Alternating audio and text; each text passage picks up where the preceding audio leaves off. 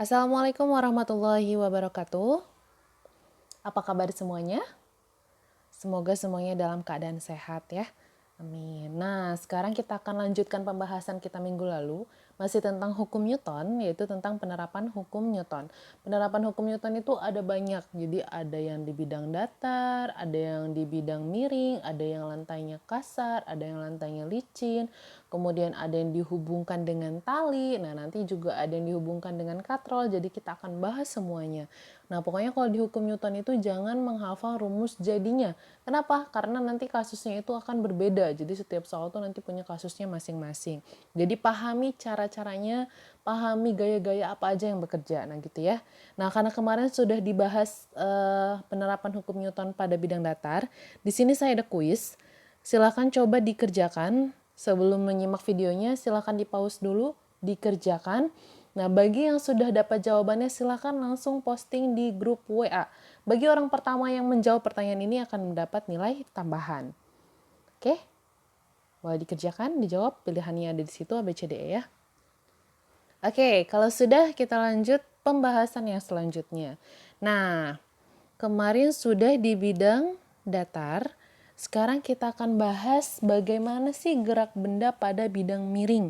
Ada gaya-gaya apa aja yang bekerja. Sebenarnya prinsipnya sama kayak kemarin, kayak di bidang datar. Nah, di sini ada balok diletakkan di bidang miring. Di sini bidangnya dianggap licin. Kemudian bidang miringnya ini membentuk sudut sebesar alfa. Nah, kira-kira ada gaya apa aja yang bekerja? Sama kayak kemarin, karena di sini baloknya menyentuh bidang, maka dia punya gaya normal. Gaya normal yang tegak lurus dari bidangnya. Berarti kemana? Nah, gaya normal yang arahnya ke sana. Kemudian dia punya apa lagi? Ya, ada gaya berat. Gaya berat selalu arahnya ke sini. Nah, sekarang kita uraikan si W-nya. Kenapa harus diuraikan? Karena kalau di bidang miring, sumbu X dan sumbu Y-nya kita mengikuti bidangnya. Maksudnya gimana? Kalau yang kemarin bidang datar, misalkan bidang datar, nah X-nya itu ke sini, Y-nya ke sini gitu kan. Nah, kalau misalkan bidangnya miring, jadi X-nya ke sini, Y-nya ke sini gitu. Jadi ngikuti si bidangnya. Maka si W ini itu kan antara sumbu X dan sumbu Y. Maka dia harus diuraikan ke bawah sini dan ke sini. Nah, ini sudut berseberangan, maka alfanya ada di sini. Ingat penguraian vektor? Penguraian vektor kalau ke sini berarti jadi cos atau jadi sin? Nah, jadi cos berarti yang ke sini. Oh, ada W cos alfa, sedangkan yang ke bawah sini ada W sin alfa. Ingat ya, W itu gaya berat. Nah, sekarang berarti si balok ini yang menyebabkan geraknya itu udah gaya apa? Baloknya kemana jatuhnya? Ke bawah sini kan? A-nya. Nah, berarti yang salah dengan A siapa? Ada W sin alfa. Maka kalau kita analis gayanya, sigma F sama dengan M kali A. Oh, berarti gaya yang mempengaruhi cuma apa? Oh, cuma ada W sin alfa sama dengan M kali A. Begitu persamaannya. Jadi kalau mau cari A, ya tinggal dipindahkan. Berarti A sama dengan W sin alfa per M. Dimana W itu gaya berat. Gaya berat itu massa dikali percepatan gravitasi. Oke, lanjut. Sekarang gimana kalau bidangnya kasar? Sama gaya-gaya yang bekerjanya. Ada gaya berat yang arahnya ke bawah. Ada gaya normal. Oke, kalau kita uraikan lagi kayak tadi, berarti si W-nya ke bawah sini. Jadi ada W cos alfa. Ke bawah sini berarti ada W sin alfa. Nah, ingat dia punya apa nih kalau misalkan lantainya kasar?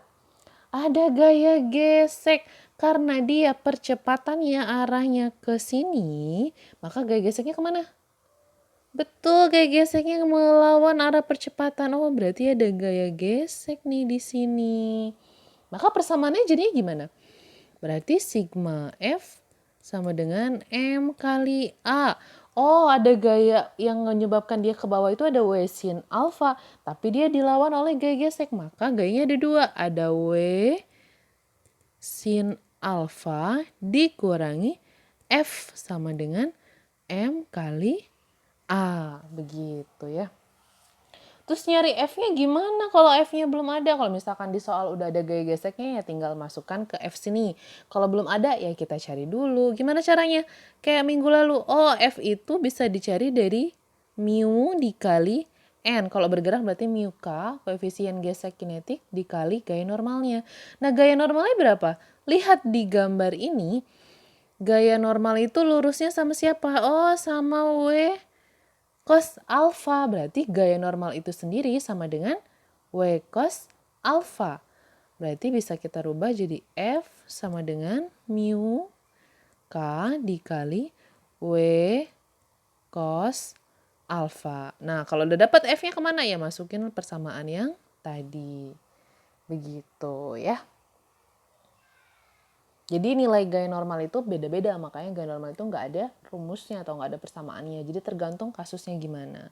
Kayak kemarin misalkan di lantainya datar, kalau lantainya kasar, kalau gayanya itu mendatar atau gaya yang bentuk sudut, maka gaya normalnya juga akan beda cara nyarinya, gitu ya.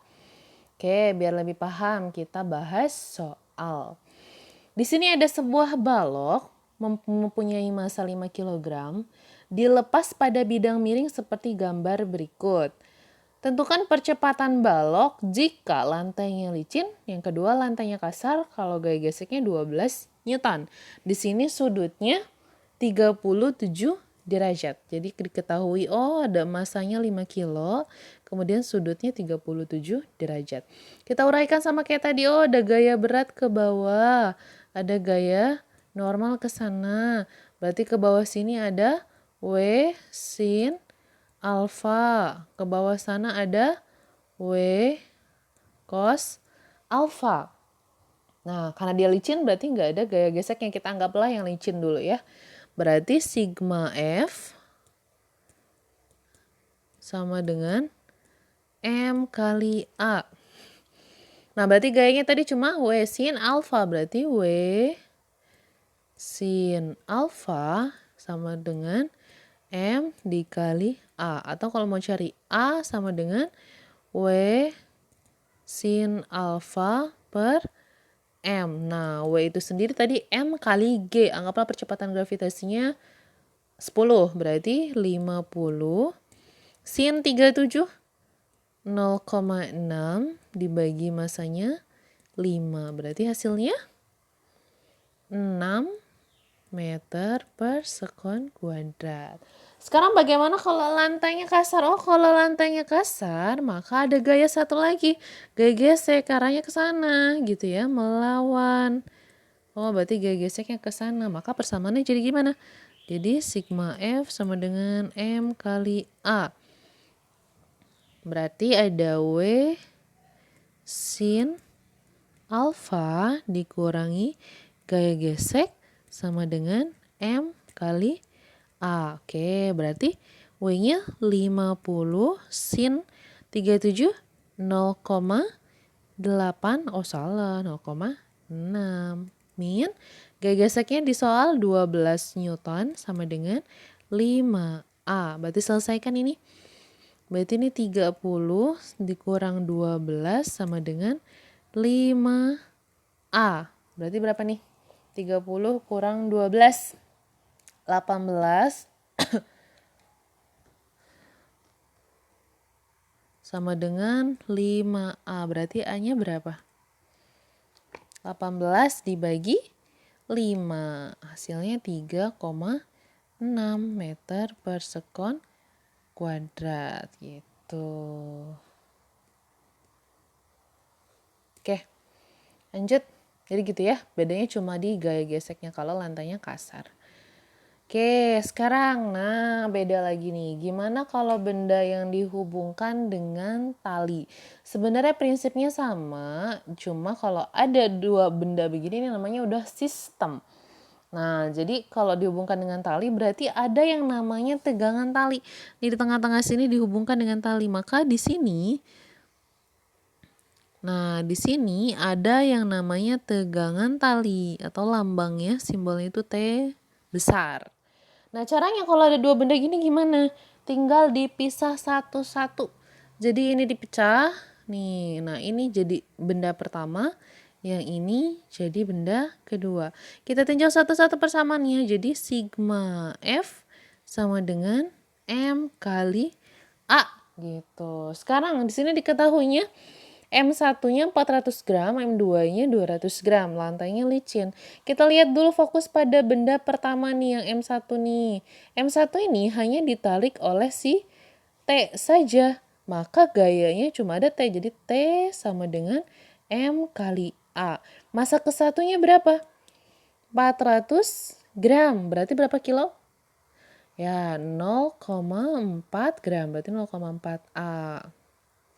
Sekarang kita tinjau benda kedua, maka sigma F sama dengan M kali A. Oh, benda kedua itu ditarik ke sana oleh gaya 6 Newton dan dilawan oleh tegangan tali.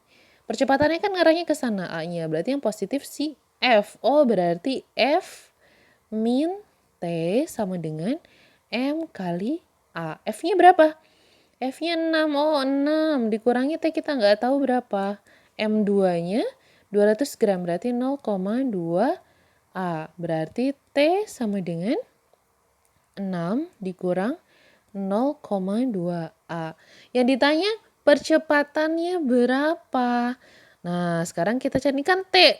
T-nya sama nih. Karena satu tali maka T-nya sama. Jadi T dari persamaan pertama ya sama dengan T dari persamaan kedua.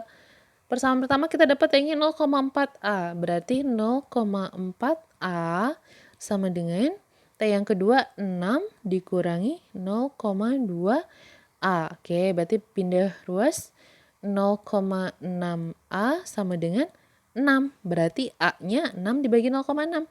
10 meter per sekon kuadrat. Begitu ya. Jadi kalau ada dua sistem, kita pecah satu-satu. Terus kalau kasar gimana, Bu? Ya kalau kasar berarti ada gaya gesek. Kemana gaya geseknya? Ya melawan. Di sini ada gaya gesek. Kalau di sini ada gaya gesek, maka nanti di sini jadinya T min F gitu. Jadi nanti di sini ada F min T. Kalau ini berarti ada F min T min F gitu jadinya. Jadi tinggal tambahkan gaya gesek aja. Oke, lanjut. Nah, sekarang gerak benda yang dihubungkan dengan katrol. Nah, jadi di sini katrolnya dianggap masanya diabaikan, jadi dianggapnya katrolnya tidak berputar. Nanti kalau katrolnya berputar, kita analisisnya di kelas 11 ya, dinamika rotasi namanya. Nah, sekarang ada dua buah balok, ini saya langsung kasih contoh soalnya aja karena biar jelas analisisnya. Jadi ada dua buah balok nih digantung. Massa si A 3 kilo dan massa si B 5 kilo. Tentukan besar percepatan dan tegangan tali pada sistem tersebut. Nah, pertama yang dilihat massa A 3 kilo, massa B 5 kilo. Berarti beratan siapa? Beratan si B. Berarti si benda ini bakal jalan kemana? Nah, ketarik oleh si B kan? Berarti jalannya ke bawah sini. Ini A-nya ke sini, yang ini ketarik ke atas gitu kan? Karena beratan si B. Terus kita analisis gaya-gaya apa yang bekerja. Di sini ada tali, berarti ada tegangan tali. Ada tegangan tali, di sini juga sama ada tegangan tali. Terus ada gaya apa lagi? Gaya normal ada nggak? Nggak ada. Kenapa? Karena dia tidak bersentuhan dengan permukaan, berarti nggak ada gaya normal. Tapi ada gaya apa nih yang narik dia ke bawah sini? Nah, ada gaya berat, betul. Di sini juga ada gaya berat. Nah, sekarang kita analisis satu persatu sama kayak tadi. Jadi kita analisis benda A, kemudian analisis benda B. Sekarang kita analisis benda A dulu. Persamaannya tetap sama, sigma F sama dengan M kali A. Nah, di benda A itu kan ada gaya tegangan tali dan ada gaya berat. Siapa yang positif? Nah, yang searah dengan arah percepatan, dia yang positif. Berarti siapa? T-nya, betul. Berarti T min W sama dengan M kali A. Oke, berarti T min W-nya berapa? Masanya 3 kilo, berarti W-nya 30 sama dengan 3A. Berarti T sama dengan 3A ditambah 30. Sekarang benda yang B, sigma F sama dengan M kali A. Sama, ada gaya berat dan ada gaya tegangan tali. Cuma bedanya yang positif itu yang W-nya, gaya beratnya, karena dia searah dengan A. Berarti W min T sama dengan M kali A. Nah, W-nya berapa?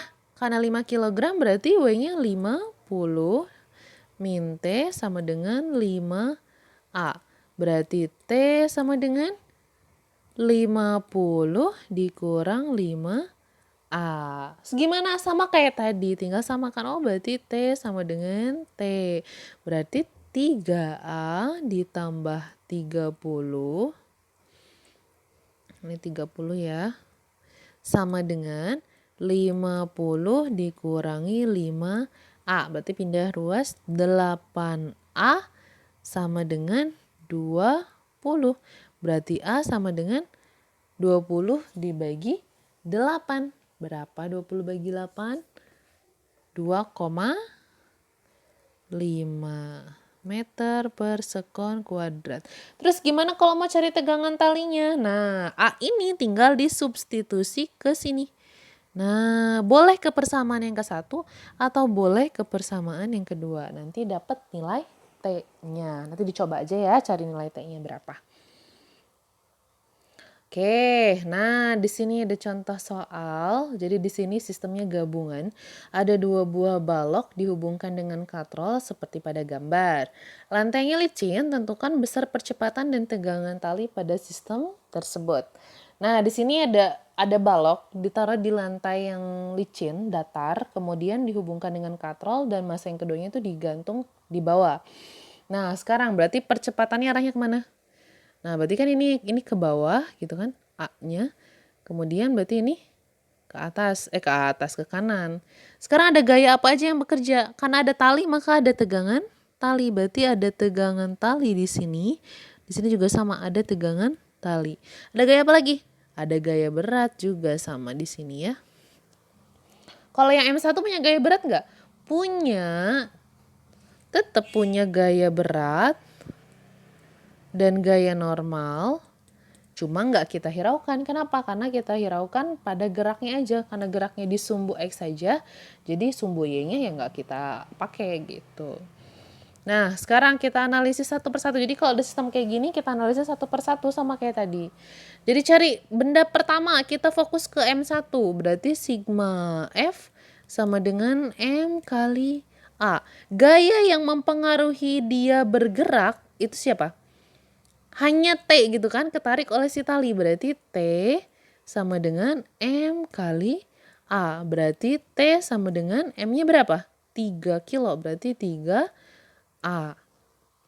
Sekarang benda keduanya. Ya sigma F sama dengan M kali A. Karena yang searah dengan A itu W, maka W yang positif. Berarti W min T sama dengan M kali A. Masanya 5 kilo, berarti W-nya 50 min T sama dengan 5A. Berarti T sama dengan 50 min 5A. Sama kayak tadi, substitusi nilai T-nya. Jadi 3A sama dengan 50 min 5A. Pindah ruas berarti 8A sama dengan 50. Berarti A sama dengan 50 dibagi 8. Dapat berapa? Betul, 6,25 meter per sekon kuadrat. Terus nyari A-nya, nyari T-nya gimana tegangan tali? Ya tinggal substitusi, boleh ke sini atau boleh ke sini. Misalkan pakai persamaan 1, T sama dengan 3A. Berarti 3 dikali 6,25. Berapa? 18,75 Newton. Atau boleh pakai persamaan yang kedua yang ini, nanti sama aja hasilnya. Gitu ya. Jadi kalau ada sistem, kita kerjakannya satu per satu. Oke, terakhir di sini ada penerapan hukum Newton pada lift. Nah, di sini lift jadi ada orangnya di dalamnya. Nah, ketika di dalam lift, berat kita itu akan berbeda-beda. bukan masanya ya, masanya tetap tapi geraknya beda-beda gitu. Kenapa bisa beda-beda? Karena ada percepatan gravitasi dan ada gaya normal yang mempengaruhinya. Nah, sekarang kita analisa satu-satu. Kasus yang pertama, di dalam liftnya ini diam atau dia bergerak dengan kecepatan konstan. Jadi nggak ada percepatan. Nah, maka kalau misalkan dia diam, ini kasus yang pertama, berarti sigma F sama dengan 0 karena diam. Di sini dia punya gaya apa? Orangnya punya gaya berat. Dan kakinya kan nyentuh sama si lantai lift, berarti dia punya gaya normal yang arahnya ke atas. Nah, berarti gayanya ada gaya normal dan gaya berat. Berarti N min W sama dengan 0 atau N sama dengan W. Sekarang kasus yang kedua. Liftnya dipercepat ke atas. Sama ada gaya normal juga dan ada gaya berat juga. Tapi yang berlaku di sini hukum 2 Newton. Jadi sigma F sama dengan M kali A. Nah, sekarang ada gaya normal dan ada gaya berat. Siapa yang positif? N-nya. Kenapa N yang positif? Nah, yang searah dengan A maka dia positif. Berarti N min W sama dengan M kali A. Nah, itu persamaannya ya. Sekarang kalau misalkan dipercepat ke bawah, sama ada gaya normal dan ada gaya berat juga. Yang berlaku juga sama, hukum 2 Newton, sigma F sama dengan M kali A. Cuma bedanya di sini yang positif siapa? Nah, W-nya. Jadi W min N sama dengan M kali A. Begitu persamaannya. Biar lebih paham, kita bahas soal. Di sini ada contoh soal. Reza bermasa 40 kg berada di dalam lift yang sedang bergerak ke atas. Oke, di sini diketahui pertama masanya 40 kg. Bergeraknya ke atas. Jika gaya lantai lift terhadap kaki Reza, nah ini gaya apa nih? Gaya lantai lift terhadap kaki Reza. Oh, berarti gaya normalnya 520 Newton dan percepatan gravitasinya 10. Berapa sih percepatan liftnya gitu. Nah, tetap berlaku hukum 2 Newton, sigma F sama dengan M kali A. Kalau dipercepat ke atas, bergerak ke atas, maka yang positif siapa? N-nya. Jadi N min W sama dengan M kali A. Berarti N min W-nya, W itu M kali G, 40 kali 10.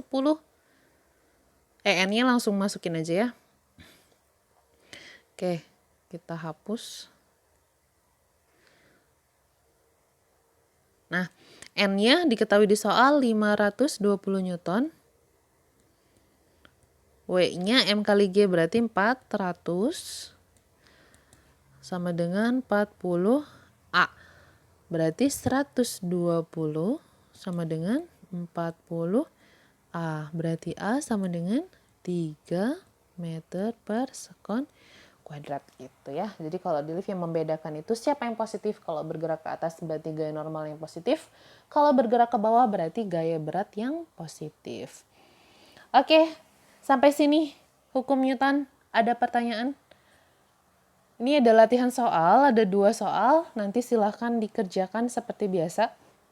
Dikerjakan di buku tulis, kemudian di-scan dan di-upload ke e-learning.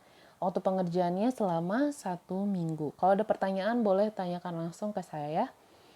Oke, semoga pelajaran hari ini bermanfaat. Mari kita mengucap hamdalah.